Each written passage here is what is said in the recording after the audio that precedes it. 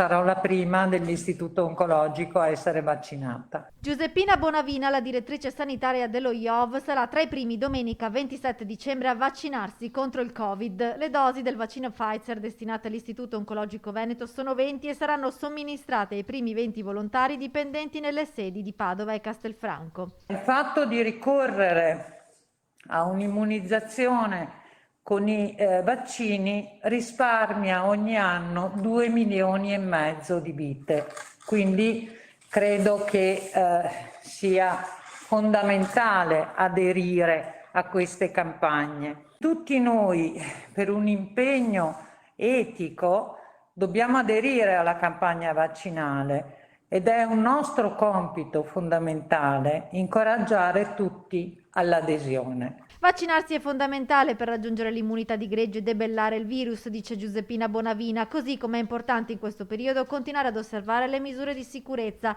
mascherina, lavaggi frequenti delle mani e soprattutto evitare troppi contatti.